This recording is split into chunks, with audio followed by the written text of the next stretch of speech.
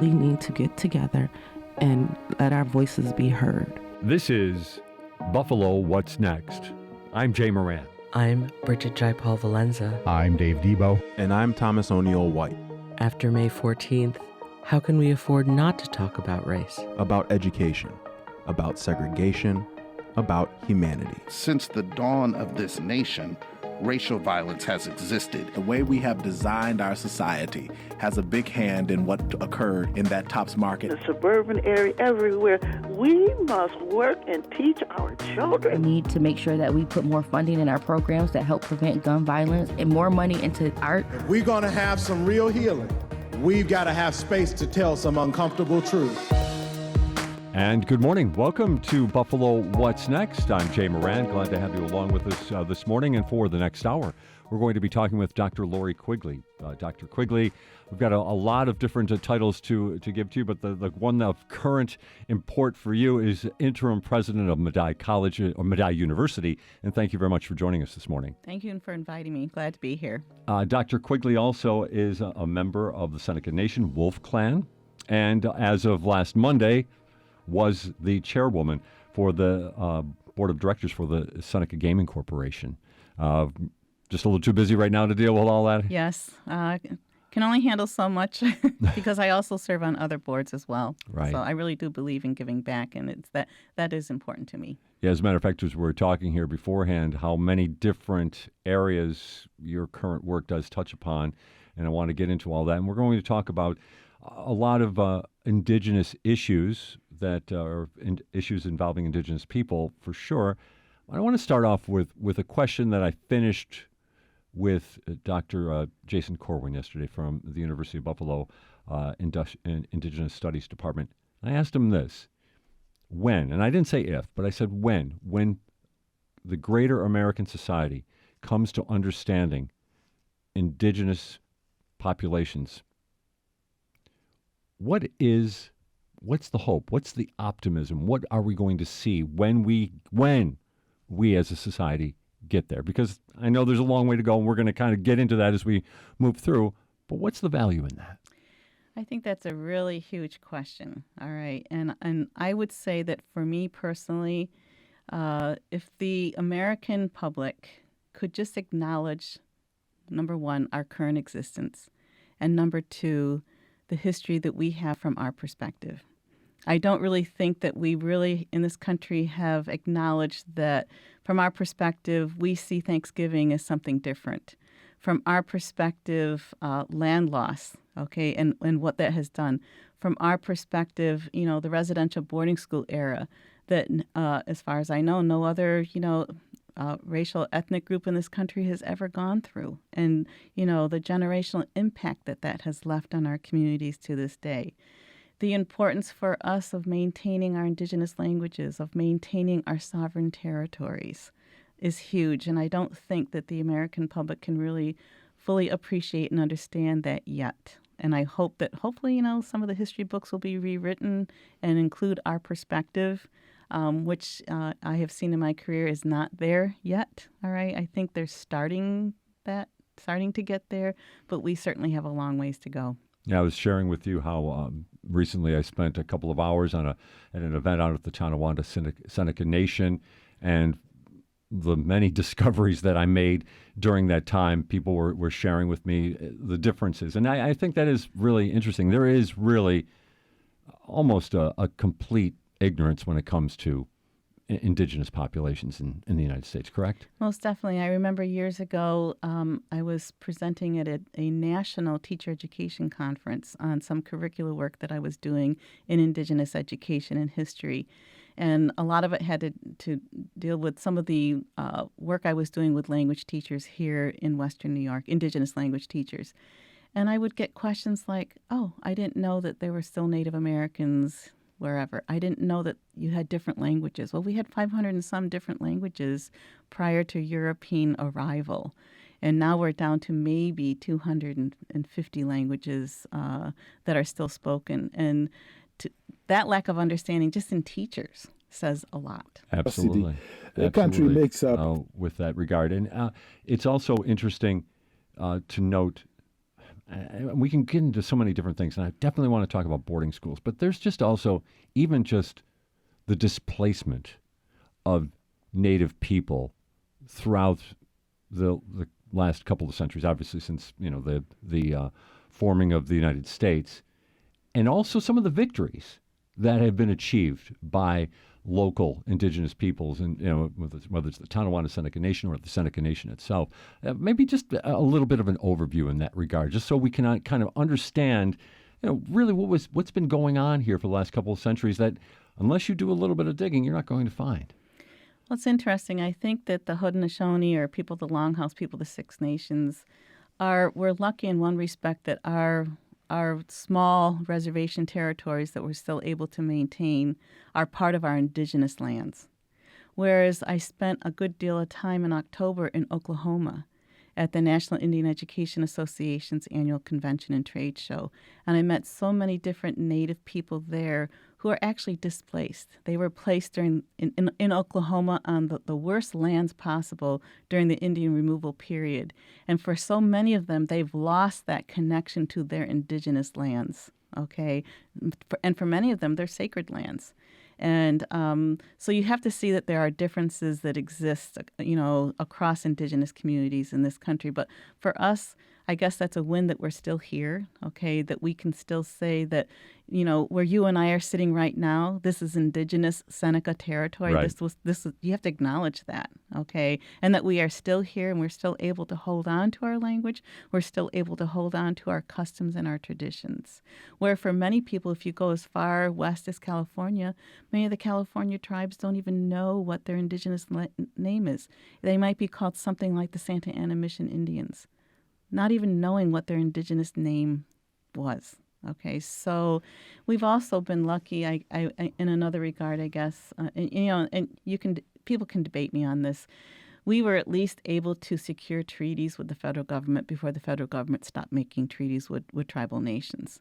We have that nation-to-nation relationship, even though we know that the federal government hasn't upheld many of our treaties. The Buffalo Creek Treaty, right? Exactly, right. Exactly. And even the Canandaigua Treaty. I mean, look what happened at Kinzua. The Kinzua Dam was built, that inundated over 10,000 acres of that Allegheny territory. They burned and bulldozed the houses, okay? They moved Senecas to higher ground. So removal is not a good word for us, okay? They moved our cemeteries. They took away the livelihood of many of our families. All the farming areas, the fields are underwater. How does that happen to this day? Right. So. And of course, with that, like when you were mentioning, when you lose your land, you lose your connection to sustainability, correct? Exactly, definitely. And, you're forced to live in a different way than what you were accustomed to. I know that during the time of the Kinzua removal, my mother was the first tribal advocate for the Seneca Nation out at the Allegheny Territory, and she will tell you it was a very difficult time for our elders whose way of living was changed, okay, who were, sure, they were moved into modern contemporary homes, but that wasn't the value for them. It was the land and, more of their subsistent living that they had been accustomed to that was of value to them. And it was a very traumatic period for many families. And as you were talking about some of the communities out west that aren't on their traditional lands, what is the impact on those people? I mean, I know there are social issues, suicide, poverty, things along those lines. What about that? How does that play out? I think that for many of us, and not just those, in the Midwest or West, we have all gone through periods of really suffering from, societal issues, whether it's poverty, suicide, and others. I think that, it's just the trauma of centuries of really being so marginalized by a dominant society. that the impact is there. It's the residual effects are still there today. I mean, part of the conversation I was having with your producer earlier this morning, people don't realize that when you travel across reservation territory, there's a reason why the houses look so dilapidated. It's because we're not allowed to get mortgages. What bank would give a mortgage on sovereign territory when they cannot foreclose on our land? Right. And I think that the public at large just doesn't understand that we don't have that luxury of getting a mortgage. And that's where, for us, the gaming industry has at least provided us the revenue where we can, allow our own members to take a mortgage from the Seneca Nation, So the Seneca Nation is granting mortgages now? Yes, we've created a mortgage program. And it's improving the housing? Most definitely, it's improving the housing. People are allowed to get mortgages, build homes, all right, where they hadn't been allowed to before. I mean, we've often joked among ourselves, why do we see so many mobile homes on territory? Well, it's easy to foreclose on a mobile home and pull it off territory, but it's not always, the best way to have a home, because they don't last. They certainly don't last. The gaming enterprises that we've gone into have also allowed us to build even homes that we can rent out to our nation members. Different communities have popped up here and there on both the Cattaraugus and Allegheny territories that have improved the housing conditions for our people. It struck me as we were talking about that and improving the housing. We've had many conversations on this program about Buffalo's East Side, how there isn't a lack of that. Yeah. And a lot of that came from the history of redlining in this country and not giving, African-American veterans also the option to get mortgages like every other returning veteran. So very similar, circumstances. But I think the solution is interesting, though, from what is happening on the Seneca Nation, is it's a community effort to make sure to bring that wealth and make it useful for the general community. Right. I mean, I can see that since we've gone into Class 3 gaming, how education has improved. We have beautiful early childhood learning centers for our children. We have beautiful community centers where we can get together for all kinds of community events and sporting events. And we've improved our health clinics on both territories. We've built and expanded the infrastructure of the Seneca Nation government, that we operate, yes, as a sovereign nation, but when you really look at us, it's like we're operating a city or town municipal government with all of the different governmental offices that any city or town would have. So we've become very self-sufficient because of our gaming enterprises. Is there, though, I don't want to say fundamental difference, but is there maybe a philosophical difference in the way some of those structures are set up? I'm just curious about that. I mean, 'cause again, not really totally understanding, not living on the Seneca Nation and taking advantage of any of those services.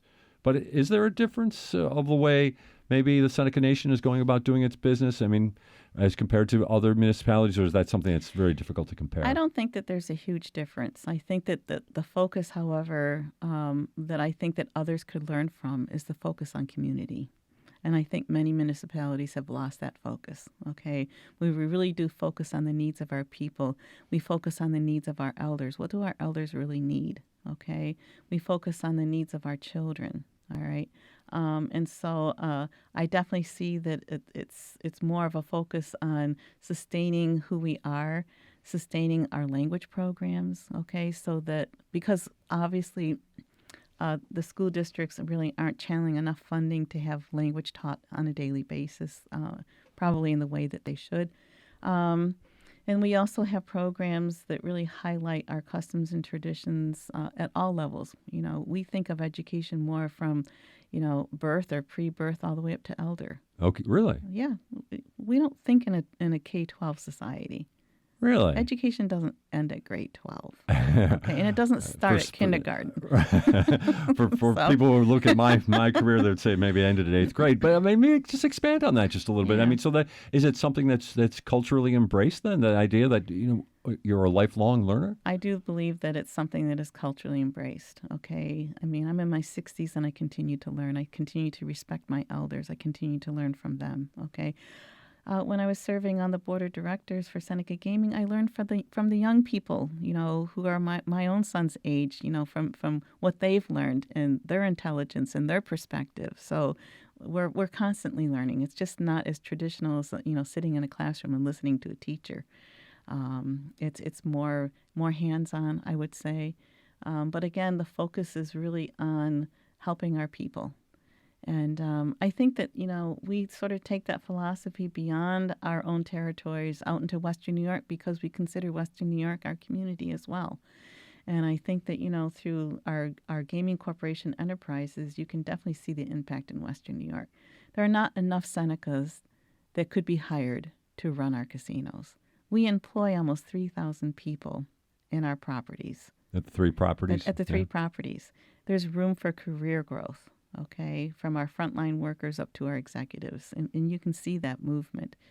And that, when our vendors as well. I mean, we certainly have deepened the pockets of a lot of our vendors, so the economic impact goes far. I can't imagine, if New York State didn't, renegotiate the contract to make it, satisfactory to both parties, that what will New York State do in putting 3,000 people out on unemployment? And putting vendors out of business, okay? Food vendors that we work with. I mean, there's a ton of vendors that we work with in New York State. So to say that we don't contribute to the economy in Western New York State would be a harsh thing. And I might be touching on a flashpoint here to a certain extent, but when you said vendors, this sparked a thought that somebody brought up to me again, learning as we go here. When New York State, the governor, ordered the freezing of Seneca accounts, that impacted employees' paychecks. It impacted vendors getting paid. Yes, most definitely. It impacted everything. It impacted our elders' ability to go to the clinic and pick up prescriptions. We work a lot with banks, as a nation government, but, she's focusing, nation and why close everything down? I mean, why would you do that? You're literally stopping the livelihood of so many, not just Senecas, but everybody that works for us, everybody that we do business with, okay? And I'm not quite sure if the governor at that point in time or her advisors really thought that out, the impact of what was actually happening. And it's pretty harsh. I really don't know of any other governor, okay, or legislative, whether it's federal or state, that's ever done something that severe to any tribal nation at this point in time. I cannot think of one. That is quite the statement. That is quite a statement. And, you have to say that, our current compact allows us to have exclusivity in gaming. And we're paying a pretty price for that. We've paid millions of dollars to New York State for that. And yet we know that there are other organizations such as Delaware North, where there's a conflict of interest there with the, right, that surely would love to move into the Buffalo area and open up a casino. All right. What would that do to our enterprises? Not really sure. What would that do to the Seneca Nation? Well, I can't imagine that it would be a good thing.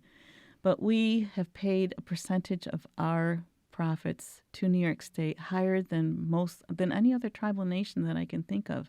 I was visiting a tribal casino in the upper peninsula of Michigan, and they pay 2%.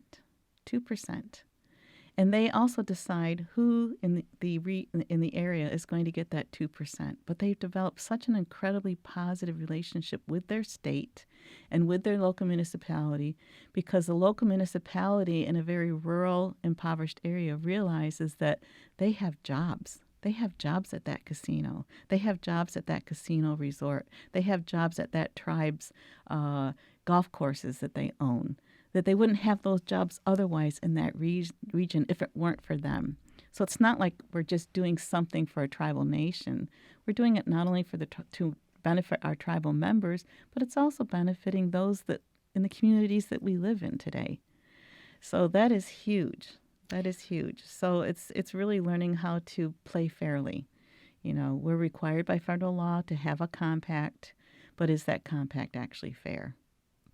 We'll examine that a little bit more. We're going to probably put that back to the later portion of the show because coming up a little bit, I want to get into boarding schools. So I'm going to kind of Sure. warn our listeners perhaps to to be prepared for an emotional journey here coming up. We're talking with Dr. Lori Quigley, the interim president of Medaille University, also former chairwoman of the board of directors for Seneca Gaming Corporation, and obviously an historian who can share with us a lot of information about the indigenous people of Western New York and this territory in which we're sitting on right now, which is traditional Seneca land. We're going to take a break, come back with more. This is Buffalo What's Next on WBFO.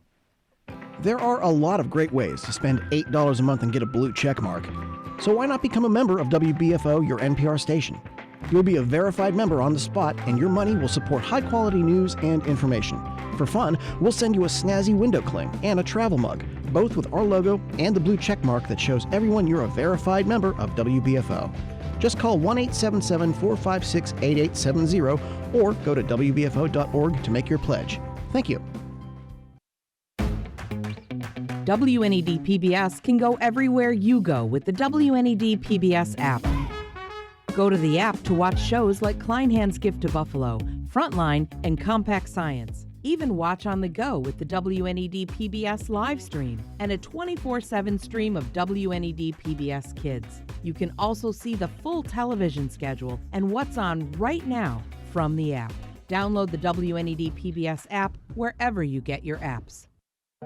This is Buffalo What's Next, where we have conversations with the community about moving forward. To have your voice heard, press the Talk to Us button on the WBFO app, and we'll work to get your questions and comments on the air. Join us on Twitter @WBFO or email us at news@WBFO.org. Together, we'll have the conversations that are needed. This is WBFO, your NPR station. And welcome back to Buffalo What's Next. I'm Jay Moran, joined this hour by Dr. Lori Quigley, the interim president at Medaille University, former chairwoman of the board of directors for the Seneca Gaming Corporation, and also member of the Seneca Nation Wolf Clan. Before we get into the boarding schools, your identity. About how you identify. So we are a matrilineal society, and our bloodline is really through our mother, and my mother was a member of the Wolf Clan. The Senecas actually have 8 clans. We've got 8 clans sort of divided into 2 groups, the birds and the animals, okay? And it really is very much connected to our cultural traditions, our longhouse upbringing. Clans have certain roles and responsibilities. We get our indigenous names through our clans. So I think it's a really interesting tradition that's been carried on for centuries. And it is, I've found it interesting that there's a wolf clan. So that was something that was named after something that was present in this area, which we now know is upstate New York. There hasn't been a wolf around here in... No, but you know what? Wolf is the English term as well. So when you take a look at some of them, I mean, it's interesting how the deer clan, four-legged animal, is actually part of the bird group. Really? And, there's a lot of research that's been done on that. Is it the killdeer, which was a bird? Okay. Is it the way that the deer, if you watch the way it runs, it's almost like it's flying through the woods, okay? But again, I think it's part of things that are probably lost in translation at some point. Yeah. There's a lot to research there for sure. I would say. But I know your research, though, has, you've spent a lot of time researching boarding schools. Yes. So I basically began my research when I was a professor at Buffalo State, probably about 20 years ago. My mother was a survivor of Thomas Indian School, and we do refer to those who made it as survivors, okay? But what I could see in my own Native community, and as I was also a young mother, the multi-generational impact, the traumatic impact that still exists in our communities today, and I wanted to learn more about what actually happened. Right. What happened at Thomas Indian School. And as I was beginning my research, a professor, Dr. Lawrence Hopman from SUNY New Paltz, actually said to me that when the state closed Thomas Indian School in 1957, they actually shipped all the records, and they're housed in the New York State Archives. And I don't think anybody knew that. Certainly all the survivors that I've talked to from Thomas Indian School did not know that there were even records kept. And when you go to the archives, there are two groups of archival materials. One is for the public. Anybody can go and take a look at the superintendent's reports, the school newsletters, records that were kept by the food staff, all of that. That's for public. But what records that individuals didn't even know, my mother never knew existed, were sealed case files. So when New York State took it over, at the time it was the New York State Board of Charities, I believe is when they started keeping records of all the children who lived there. And the children who lived there, they weren't just from Seneca. They were from all the tribal nations across New York State, all the 6 nations, plus the 2 Long Island tribes. And I don't think people realize So children that. from Long Island were brought Yes, up to Western New York. The Puspatucks, yes. And I was able to get permission from 20 survivors through contacts with my mom to open up their sealed case files. And they're quite personal. And what I learned is each person's story is different as to how they got there. Okay. My mother never really knew how she got there. What age was she when she got there, would you say? She was 5 years old. Okay. She was there for 10 years. And all the records are different. I discovered that some Tuscaroras that I had interviewed were placed there after their parents had been killed, and right from the funeral gravesite, they were taken down there. Okay, I mean, every story is different. Okay. All right. Would you like to expand on your mother's story for us? For my mother's story, my mother was placed in foster care. And she always kept in touch with her foster parents because they really wanted to keep her, but for whatever reason, the state deemed that it would be best to put her in Thomas Indian School. So she ended up... Who made those kind of decisions? Somebody working in the state, yeah. Somebody had that kind of power. Yes, and I would say that the social worker, Frances Kincaid, who was hired by Thomas Indian School, in my opinion, had more power over the children's lives than the superintendent did in her decision-making. And you can actually see it in the communications and what she wrote about my mother that's in my mother's case file.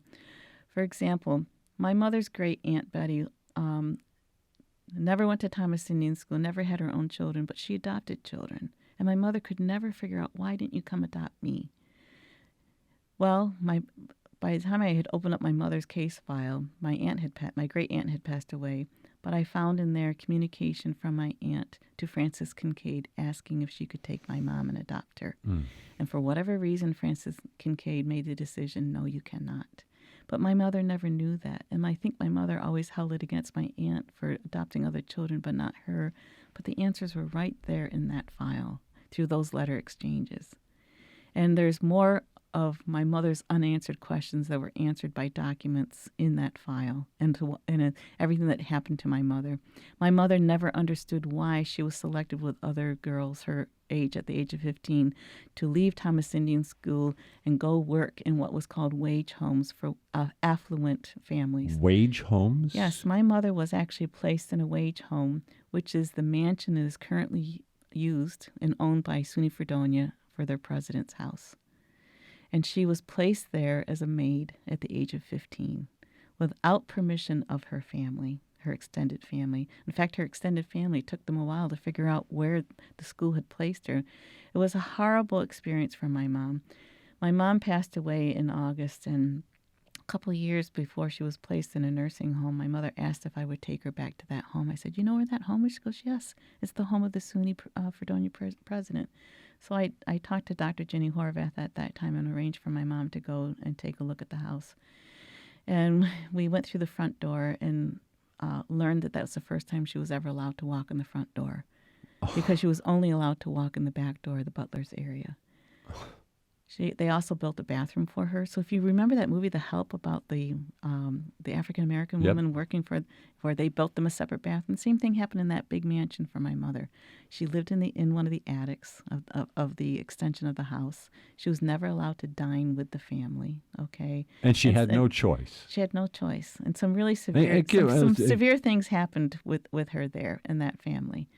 And totally felt isolated and unloved. I think I think at one point, one Christmas, the way my mother told the stories, I believe that it was at that point in time where she felt so alone that, I think suicide definitely crossed her mind. She talks about it, okay? And I think that whole visit was a way of my mom trying to reconcile with what happened to her as a young child. And it was a Methodist minister that my mother finally turned to and asked for help to get her out of that place.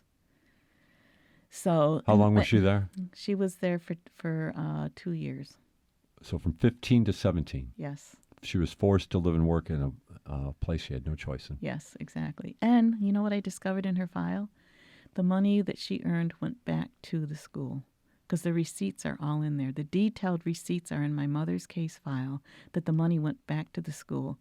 So when my mother finally was able to get into Alfred, she went to Alfred State, and she paid her way by working in the registrar's office. There's a letter that she wrote during that time back to Frances Kincaid asking her for money because she needed a winter coat. She needed sanitary supplies as a young woman. And Frances Kincaid wrote back and denied her that. I'd like to know, where's all that money that my mother was never able to get? How come it went back to the school? And that's just one example, again, of many that you see that's housed in those sealed case files. Other horrific things that happened medically to some of the individuals that I took a look at in their files. And when you say medically, are we kind of stretching the use of the term there? Yeah. What's interesting is that there's little cards that the state had where you would have to sign off the parents' permission, but the handwriting on all of them is the same. I don't think all their parents had the same handwriting, number one. Right. Okay. So that leads you to be a little suspicious. And, some of the things that happened to the children at that time and what they went through, whether they were being used as guinea pigs or whatever, I think often, when I talk to a lot of the survivors, and many of them are no longer living today, they were definitely convinced that they were used as guinea pigs for vaccinations, et cetera. And you can see, some of the operations that they had, there was no parental permission. When they lived there, they were also isolated from their siblings. They were also isolated from families, and there was a lot of heartache and, not understanding why families never came to visit, why they were never allowed to go visit families. They were not allowed to go They visit. weren't, no. Even those, that happened in my mother's case, too, where a great auntie who lived on the west side of Buffalo wanted to have my mother come up for Christmas. She made the mistake of writing to my mother first that she was going to ask Frances Kincaid, okay? And if you put all the pieces together with the dates of the letter, Frances Kincaid was not happy that her great auntie had asked my mother first before she asked Miss Kincaid. And Frances Kincaid in her letter back to my mother said, well, she hasn't been behaving. Well, then I looked at the anecdotal records, and Frances Kincaid was great at writing anecdotal records. There was nothing behaviorally wrong noted in my mother's records at that period of time, okay? And yet that was the excuse that she used for not allowing her to go. And she says, it's too bad that you didn't ask me first. She starts the letter out that way. So I said, well, that's the reason that she chose, not that my mother was having behavioral issues in the girls' dormitory, because the anecdotal records prove that she wasn't. Wow. Yeah. So it took me 8 hours first of crying just to read through my mother's file the first time I read it. And then hours afterwards of sifting through and analyzing and putting the pieces of the puzzle together. And I did the same for many other families. Some of the families asked me for copies of their files, and others, I don't think they just don't want to see what's in there. We're going to return to this in just a moment here. As a matter of fact, we're going to take a short break and come back with more with Dr. Lori Quigley with us this morning. This is Buffalo What's Next on WBFO. WNED Classical has been conducting interviews of their own on YouTube with the classical music community. Have you ever wondered what goes into the performances you hear on WNED Classical? Head on over to our Buffalo Toronto Public Media YouTube page to see the collection of interviews that we've orchestrated. And be sure to subscribe so you don't miss the next one.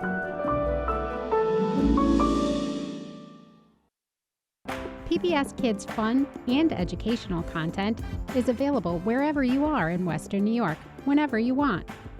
Live stream the channel at wned.org/PBSKids, and while you're there, you can play games, watch videos from your favorite shows like Daniel Tiger's Neighborhood, Molly of Denali, and Alma's Way. And you'll find resources for parents and teachers. Visit WNED.org/PBSKids today. This is Buffalo What's Next, where we have conversations with the community about moving forward. To have your voice heard, press the Talk to Us button on the WBFO app, and we'll work to get your questions and comments on the air. Join us on Twitter @WBFO or email us at news@WBFO.org. Together, we'll have the conversations that are needed. This is WBFO, your NPR station. And welcome back to Buffalo What's Next with us, Dr. Lori Quigley, the interim president of Medaille University, also former chairwoman of the Seneca Gaming Corporation Board of Directors, and also of the Seneca Nation Wolf Clan, and a lot of other things as well. Dr. Quigley, I do appreciate your time here. We're talking about the Thomas Boarding School. I want to make the Thomas Boarding School just a little more real here. You're outlining some horrific realities here. It was located on what is now Route 438. Route 438 between Gowanda and Irving on Seneca Nation territory. After following the Buffalo Creek Treaty, when the Senecas were forced to all go back down to Cattaraugus, the missionaries, Laura and Asher Wright, who were Presbyterian, moved their mission back down there. And I believe at that time, I think they probably had, good intentions of helping the children and the families out because there was such dire, stricken poverty, just rampant through the reservation at that time. And it was named after a Quaker benefactor, Philip Thomas, and that's where the name actually, came from. Thomas Indian School. Used to be Thomas Asylum for destitute and orphan children. All right. And the survivors always called it Salem as just as, sort of a nickname. And then eventually it was taken over by the state of New York. And eventually in 1957, because of the conditions and the poor education of the children, they actually they had to close the school. It was a decision that the governor at that time had made. How long was it open? It was open well over 100 years, which is really interesting. Yeah. So thousands of children actually attended there, either as residential schools and some as day students. And the experiences I've learned from the day students is quite different from those who actually lived there. I remember looking at one photo in the New York State Archives of the dormitory, and I had shown it to my mom. I said, "Is this exactly what it looked like, a bunch of beds?" And she goes, "Yeah, that's exactly what it looked like." And so as she's describing it, she begins to unravel some stories. And one of the stories, she said, well, at night, we would wait for the matrons to go to bed. And sometimes we'd have fun and we'd jump on the beds and laugh, but we'd always get in trouble. But then there were many nights when you could just hear the girls crying, one girl crying there because they were so lonely and they missed their families and not understanding what happened to them. I think for my mom... For my family, what's really difficult is that just prior to the pandemic, we had to put my mom in a nursing home because she began to get dementia, and which was hard because anybody who was in a nursing home at that time, they just didn't understand what was going on. Okay, so I wasn't able to even see my mom for quite a number of months, and I was able then to visit her through windows, through doorway, glass doors. But I was contacted by the staff because they had concerns over my mom. And this is the story behind the concerns. I went to visit, my mom when we were talking through the glass doors, and she goes to me, "Laura, you're not going to believe what happened to me." I said, "What?" "Well, last night, those guys in the white coats, they took me outside, and they threw me against the brick wall of the building." And I thought, oh, my goodness, what kind of place have we put my mom in? And then it dawned on me after conversations with her. Through her dreams, she was reliving in her dementia what happened to her at Thomas Indian School. And so I had to explain to the staff that no, she's not telling stories or lies about the staff. She's reliving what happened to her as a child. And because of her dementia, it's too hard for her to break apart, well, was this a dream or is this actual her reality right now in her state of dementia? Sure. So the saddest thing for my family is having known that my mother's life started in an institution and ended in an institution, and going through much of the same trauma that, we never knew she would go through and have repeated again because of her dementia, and very, very sad. Absolutely. And to hear that that notion that, upon her dementia, she flashes back to those early years. Obviously, she was living with those memories throughout her life. How best can you understand how she coped? I think she coped because many of the children there were told that they weren't going to be anything but a bunch of drunk Indians. They were told that. They were told that. And sadly, for my mom and those that she lived with, for many of them, I think she could see it was becoming a reality. Certainly when I was, 12, 13, 14, she began taking me to funerals of people I didn't know, but they were people she lived with, who that became a reality for them, a self-fulfilling prophecy almost. But for my mother, she said, I'll be damned if I'm going to let them tell me that this is what's going to happen to me. There's something in her, she doesn't know where it came from, that was set out to prove them wrong. And, when I talked about her files before, I noticed that Frances Kincaid kept track of my mom until she married my father. And my mother never knew she even did that, okay, which is really interesting. But certainly I think that my mother would often tell, her 5 daughters, she'd say to us, I don't even know how I'm able to raise you. And I was never raised in a family environment. And she certainly ran our household like an institution. We had our chores. She posted them every week. We had to make our beds the military style, the way that they were taught. We had to iron, our clothes the way that she was taught, because that's what they were taught, right. As young women at Thomas Indian School. And she made sure that, the meals were sort of, done a lot of the same. And but that's what she knew. That's what she grew up with. We didn't get the hugs, the kisses, the I love you, because she didn't grow up with that. But right. We knew our mom loved us. Okay, we knew, we learned, through conversations with her, what happened. They were, if any of them were caught speaking the language, they were harshly and severely punished for it. And it's really a sad testimony of what happened to people in what we would still call contemporary times. Most certainly. Seriously. Yeah, no doubt. 1957 Yes, is not all that long ago. No, it's not. What about, as you were talking there, it flashed in my mind, what about, though, so for 10 years of her life, she's had her heritage ripped away from her. Yes. The formative years for her.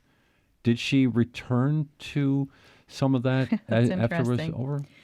She actually ended up, after she married my father and they lived in the Dunkirk-Fredonia area, they actually moved to the reservation probably when I was about 4 years old. And interestingly enough, my mother went back to what you would call home, okay? And my sisters and I, following my mother ended up going back, getting her Seneca name, which is Jagonya. She returns. Isn't that interesting? Yes. And, and we were all, went through longhouse ceremonies to get our names as well. But I think that there's something probably that happened to her and from her understanding that she always wanted to give back to her people. And so she worked for the Seneca Nation in different capacities for a number of years. She was also served as the Seneca Nation counselor. She also served as part of the Seneca lease negotiating team of the council. When they renegotiated that, she spoke. It was her testimony in Congress that is still used at UB's Native Studies, Indigenous Studies program. So she certainly had an impact, and she was always giving back. And I think that's why probably I am the same way. Okay, my whole philosophy. Yeah, I was just gonna ask though. Yeah. I mean, did you find inspiration in your mother's story? Most definitely. And my mother and I were very close. We both. My mother was the founder of New York State's Indian Education Association. I certainly chaired that association for 10 years, if not longer, and I'm still associated with that. And now at the national level, I've had presidential appointment to the National Advisory Council on Indian Education. I currently serve as ombudsperson for National Indian Education Association. So I would say that my mother had tremendous impact on me and my life and the direction that I went in. And yet she saw other examples of her schoolmates who didn't have such a fruitful existence, perhaps. And I think that's probably why she became the person she became. She just wanted to make sure that people could overcome that. Her way of giving back to community. she certainly helped out a lot of Native students in New York State at the higher ed level because she also went into higher education administration. She worked at St. Bonaventure for a number of years as their founding higher education opportunity program director. When she retired, she worked as a counselor, guidance counselor at Randolph Academy, which is a school district, if you will, that takes in children from across Western New York that aren't successful in other schools. And she fit in really well with those kids. And you can only imagine why. Absolutely. Absolutely. We're going to take one more time out, come back with a few more minutes here with Dr. Lori Quigley. She is the interim president of Medaille University. She's also the former chairwoman, as of Monday, as a matter of fact, of the board of directors for the Seneca Gaming Corporation. And we've got a lot to talk about here. This is Buffalo What's Next on WBFO. There are a lot of great ways to spend $8 a month and get a blue check mark. So why not become a member of WBFO, your NPR station? You'll be a verified member on the spot, and your money will support high-quality news and information. For fun, we'll send you a snazzy window cling and a travel mug, both with our logo and the blue check mark that shows everyone you're a verified member of WBFO. Just call 1-877-456-8870 or go to WBFO.org to make your pledge. Thank you. WNED PBS can go everywhere you go with the WNED PBS app. Go to the app to watch shows like Kleinhand's Gift to Buffalo, Frontline, and Compact Science. Even watch on the go with the WNED PBS live stream and a 24/7 stream of WNED PBS Kids. You can also see the full television schedule and what's on right now from the app. Download the WNED PBS app wherever you get your apps. This is Buffalo What's Next, where we have conversations with the community about moving forward. To have your voice heard, press the Talk to Us button on the WBFO app, and we'll work to get your questions and comments on the air. Join us on Twitter at WBFO or email us at news@wbfo.org. Together, we'll have the conversations that are needed. This is WBFO, your NPR station. And welcome back to Buffalo What's Next. I'm Jay Moran, here with our final segment with Dr. Lori Quigley today, the interim president of Medaille University, member of the Seneca Nation Wolf Clan, and also the former chairwoman for the Seneca Gaming Corporation's board of directors. You're interested in, you got a lot of interests here, Dr. Quigley. I do appreciate the understanding of the Thomas Boarding School, and that's something hopefully we can revisit with others as we move forward here on Buffalo What's Next. But I know you have an interest in preserving the Seneca language. Why is that important? Well, what I've learned about indigenous language is that our entire worldview, our indigenous worldview, and the way that we see things traditionally and our customs are all embedded within the language. I also believe it's the language that helps us to maintain our sovereignty, our right to be a sovereign nation. So, I've been part of my career, I spent time as a classroom teacher, department chair, professor, and my PhD is actually in language learning and literacy. So what I've done over the years is to work with our language programs, our indigenous language programs, and just teaching them how to maintain our language and using best practices with pedagogy, et cetera. As an example of that, I was able to secure a $1 million research grant from the federal government in working with the Seneca Nation at one point, and that really helped to stabilize and grow a lot of what we were doing with our own Seneca language programs. And also we invited our friends from Tuscarora and Tonawanda Seneca to join us in that effort as well, because I do believe it's critically important that we maintain those languages, especially when we live in such a monolingual culture, which is the United States, right? Which, for whatever reason, has never had an emphasis on, knowing more than one language, like other countries do. Right. Okay. In a lot of school districts, foreign language departments are shrinking or even getting and it's eliminated. interesting how you use that word foreign language, because I don't see Seneca as a foreign language. Our indigenous languages are not foreign. Right. Okay. We were the first here. Okay. All right. And so I've actually been working with a group from across New York State and then here in the Western New York region to finally get the regents and the commissioner to approve a pathway for Indigenous language teacher certification, and we're almost there. So Okay. we're hoping to go through an FAQ process in the spring. We finally got the ear of the commissioner, and it's taken us years and years and years to get there. So how is it that the first language here, we don't have a certification area? Right. You know, and it puts our language teachers on par with other language teachers, with other certified teachers in a school district. So we've always been kept at a disadvantage because we don't have that opportunity. It hurts a school district in their reporting when you've got a Seneca or an Onondaga who's certified in another area but's teaching outside of their certification area. Okay. And then we have, Indigenous language teachers, not like a Spanish teacher who's got textbooks and materials.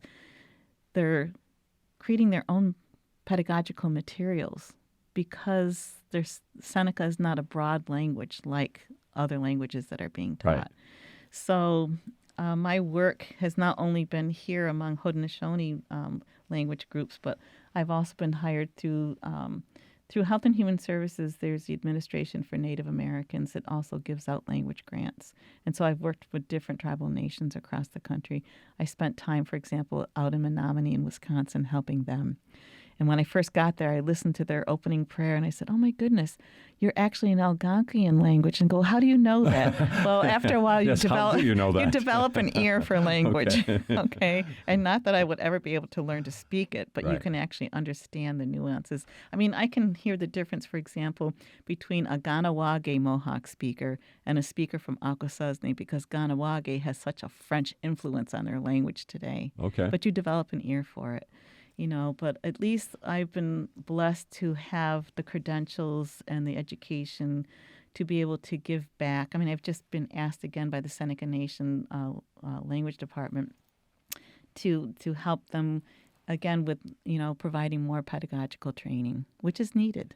So When I was in high school, I had an option I had an option of Spanish, French, maybe even German. I don't think anybody took German. Latin was another one as part of it.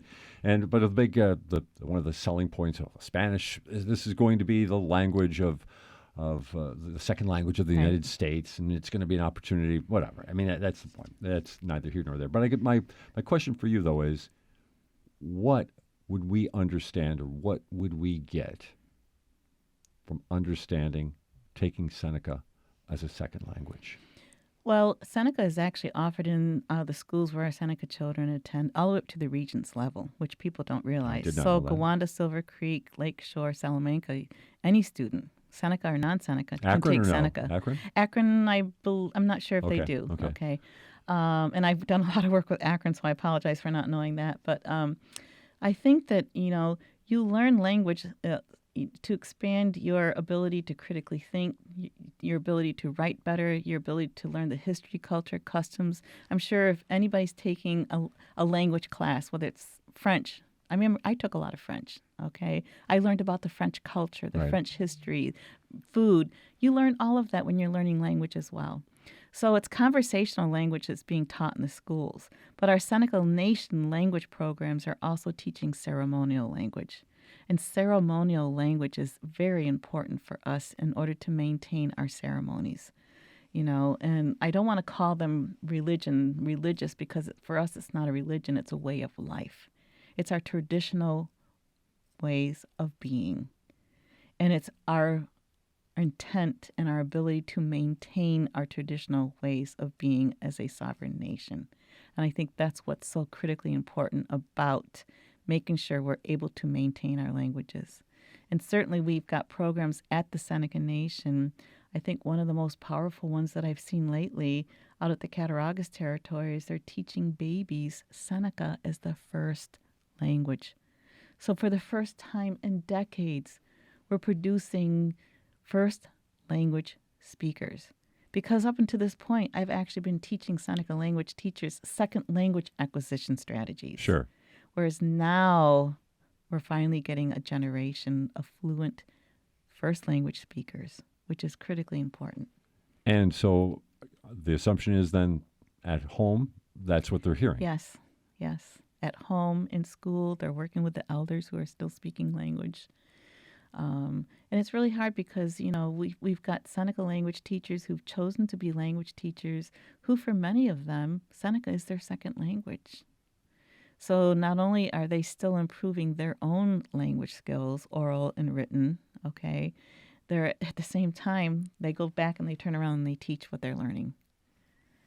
I give them a lot of credit. Absolutely. It's very difficult, and especially as we get older, right? Second languages But I are very think, difficult. just to go back to the top of the hour, that's why for us, the revenues that we've been able to get from our gaming industry have helped to supplant those programs, have helped to grow those programs so that we're not relying on outside funding to maintain these very critically important programs for Seneca.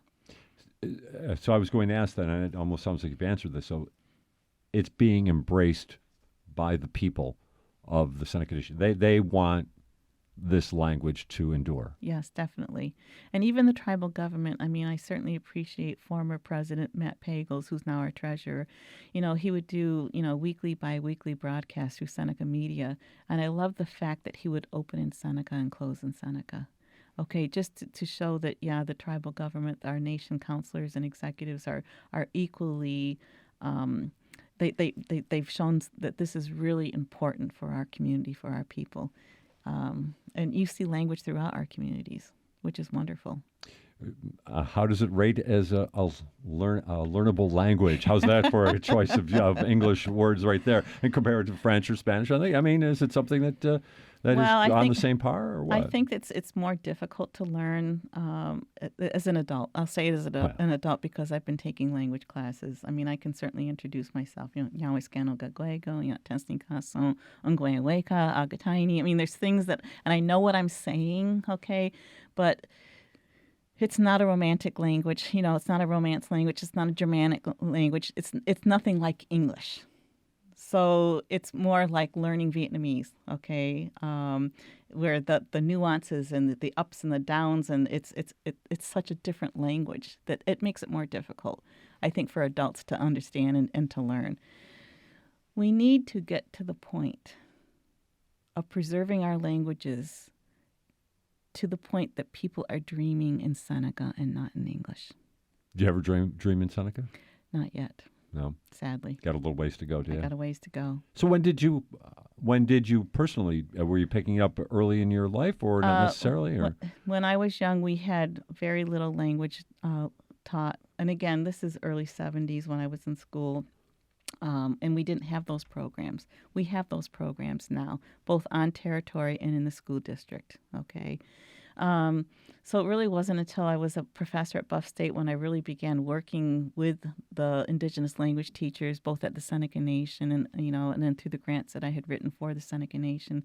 I've written them millions of dollars of grants just to help with this, okay? And this was all pre-gaming.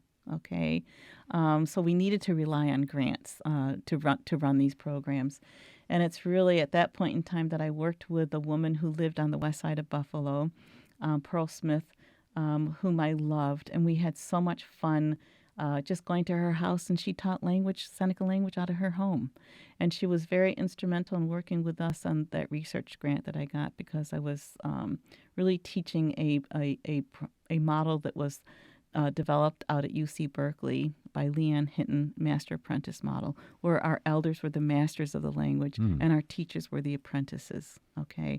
So that's what I was teaching to our language program at that time. You mentioned just a couple of moments ago about referring back to the top of the hour. I'm going to kind of refer back to my original question, but just to twist it just a little bit. Are you hopeful for not just the Seneca Nation and for indigenous peoples, but for a greater merging and understanding of those cultures? I am extremely hopeful. I can only be hopeful, okay? And, we talk about, the fact that the Seneca Nation has to renegotiate and is currently renegotiating a new Class 3 gaming compact with the state of New York. I'm hopeful, too, that our governor, Kathy Hochul, will actually see she's a Western New Yorker. She's got to sit back and say, wow, there is tremendous impact, that we bring to the economy, to the livelihoods of people here in Western New York. And I think that people are beginning to stand by us. And that's why we have that campaign, hashtag Stand by Seneca, because it is important for people to understand our history. Our campaign is actually started with our history, who we are in this region, okay, who we were, who we still are, okay, and leading into that economic impact and, how important we are here. And I really do, I am hopeful that she will see that. And it's just really coming to a resolution of a fair compact. What is fair? Dr. Lori Quigley, I appreciate your hour with us this morning on Buffalo What's Next. Thank you very much for being here. Thank you. Dr. Lori Quigley is the interim president of Medallia University, the former chairwoman of the board of directors for the Seneca Gaming Corporation. And this is Buffalo What's Next on WBFO and WBFO HD1 Buffalo, WOLN Olean, and WUBJ Jamestown.